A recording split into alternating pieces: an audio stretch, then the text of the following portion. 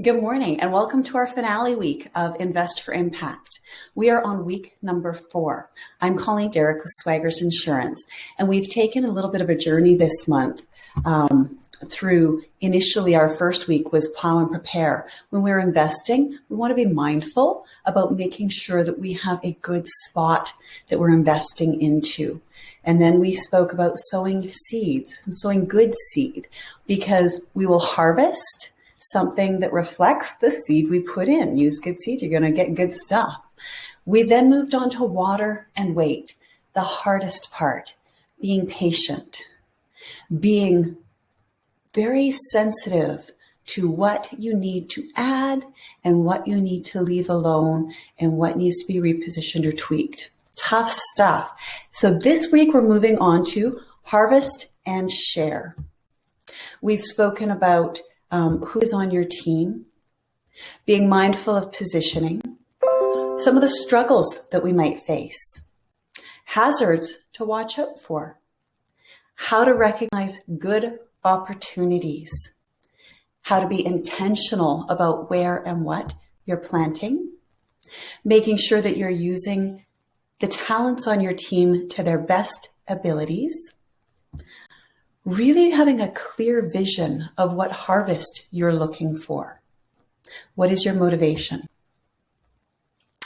And then again, being patient and willing to wait for the best good because it takes time. Anybody who's been a parent or a grandparent or had friends who are parenting, you watch children and when you're in the moment, oh my goodness, it's so agonizing at times watching them fight through phases. And yet when it's somebody else's kid and you don't see them for a while, you blink and it's like they're this whole new person, right? So harvest and share is our wrap up. What kind of harvest did you dream of? Will you recognize your best result? Do you remember what it was you were aiming for? What will you do with the profit? What's motivating you?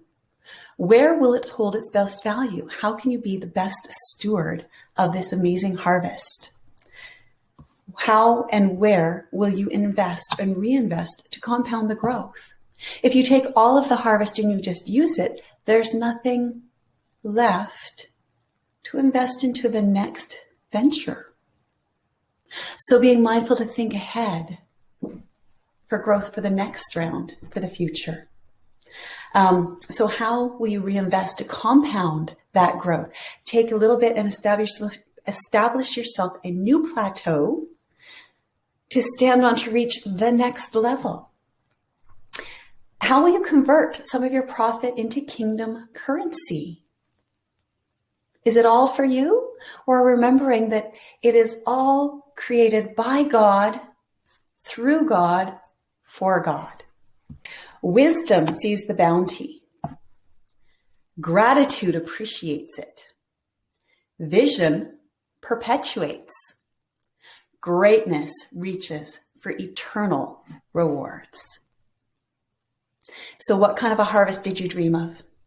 Where will your harvest store best? What is best used for the next seedlings? Back to sow good seed. And who do you want to share with? Be prepared to recognize a successful harvest. How often in our investments do we have everything we hoped for and more, and yet we don't get out and close the deal because, we don't want to leave anything on the table, right? You've heard that phrase, don't leave anything on the table. Do you have your eye on the prize?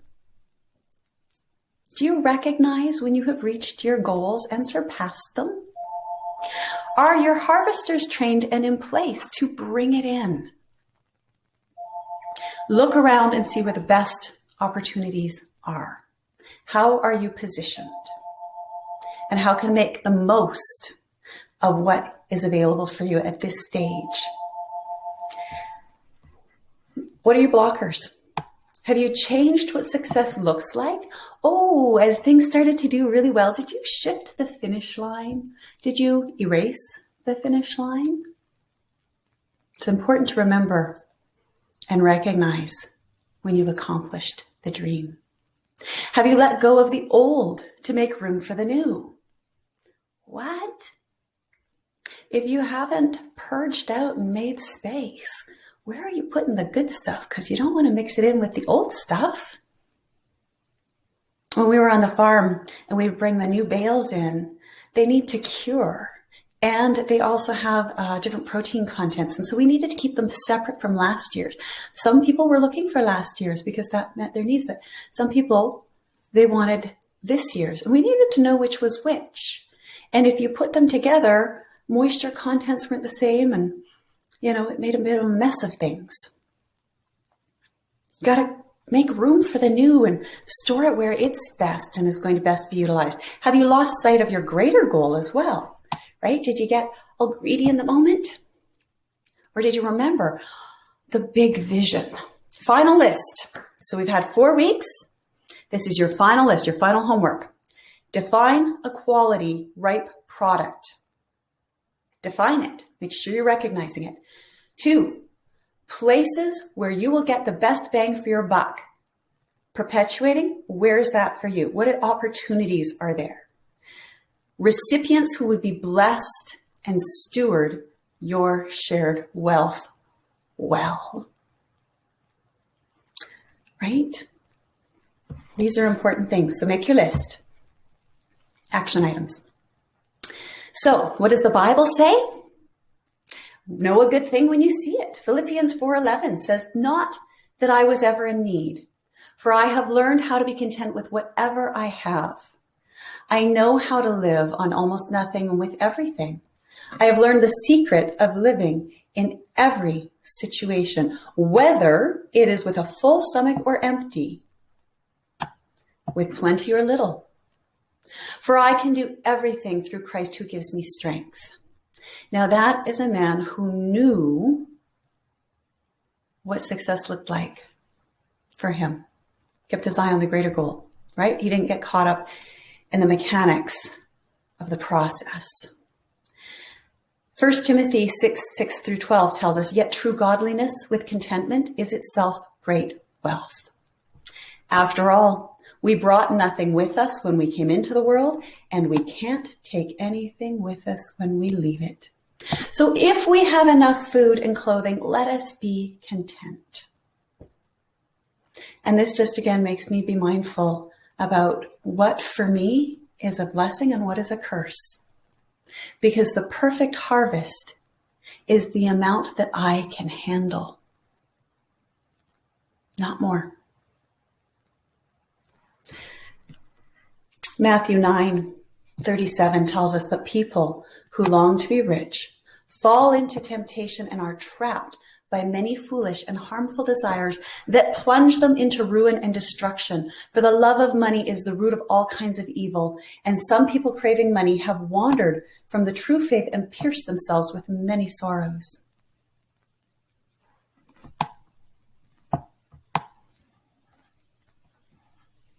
Sorry, that was still part of 1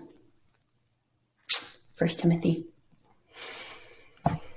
And I think that we need to be mindful, not just of what is a blessing or a curse for me and what my limits are, but what is a blessing and a curse for my team and the people that I'm sharing with.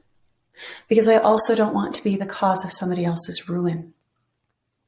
Have you ever been investing in someone? Because remember, we can invest our time, our energy, and our money. We can invest into people, into corporations or organizations. We can invest into financial ventures. Have you ever been investing into a person and you pushed a bit too far, too hard, too fast, and they ended up being harmed? Again, it's so important to know what the bountiful harvest that is appropriate and good and healthy for you and your team looks like. Rather than striving for more, know what is enough for you. Be wise and discerning and observant on what is enough for your team. And when you're investing in an organization or a company, there are thresholds. And it's really important to recognize when you've reached a threshold of success. And if you take it past, you better be ready to scale up to the next level. Otherwise, it is not going to be a bountiful harvest.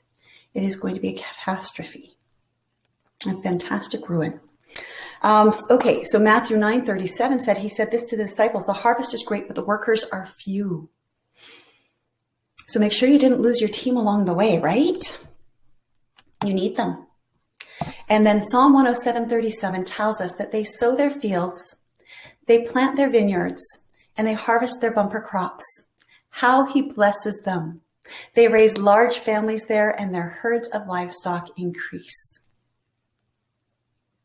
That is lovely. What they've done there, what this verse has demonstrated here, is we're marrying social gain with financial gain. They have the financial gain, so they sowed their fields and planted their vineyards, and they harvest their bumper crops. And then we have the social gain of they raising their large families there, and they're increasing. Isn't that the best reward?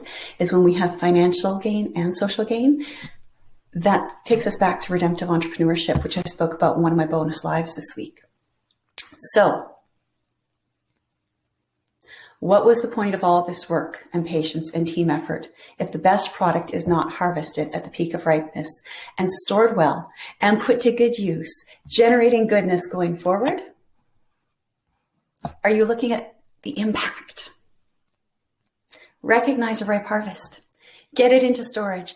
Set some aside to replant and spread the blessing. Broaden your perspective and anchor back to passion and your purpose.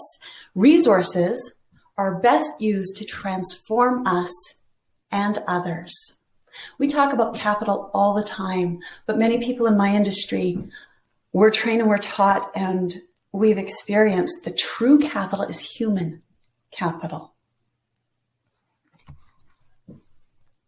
Human capital has the greatest power to impact people's well-being.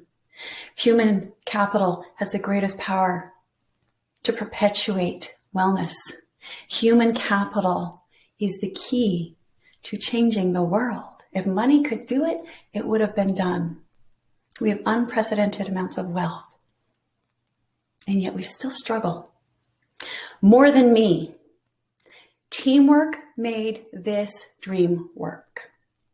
Oh, we know that phrase, right? Probably a little sick of hearing it after some seasons on TV.